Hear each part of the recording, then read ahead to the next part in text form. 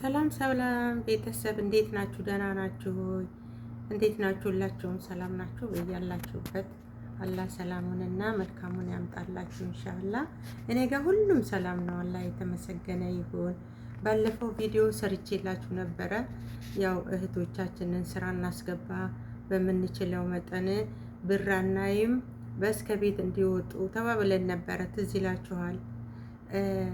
አሁን ዛሬ ደግሞ ያው አንዳንድ እህቶች እየላኩልኝ ነው።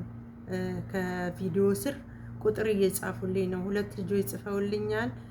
ያው ሰጥቻቸዋለሁ። ሄዱም አልሄዱም እኔ ከራሴ አውርጃለሁ ማለት ነው። ሹክረን በጣም አመሰግናቸዋለሁ እህቶቼ። በዚህ ትብብራችሁ ቀጥሉበት። አሁንም ደግሞ የሰማችሁ ካላችሁ ንገሩኝ። ቪዲዮ ስር እየገባችሁ ላይክ ሼር አርጋችሁ ቁጥራችሁን ጻፉልኝ።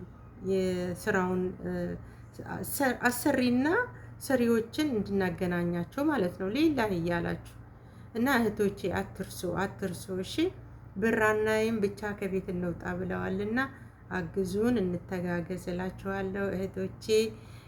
እንግዲህ ምንም ማድረግ አይቻልም። ሰው የወደደውን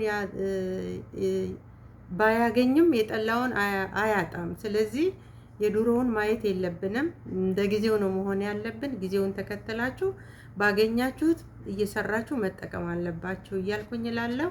አሰላሙ አለይኩም ወራህመቱላሂ ወበረካቱ።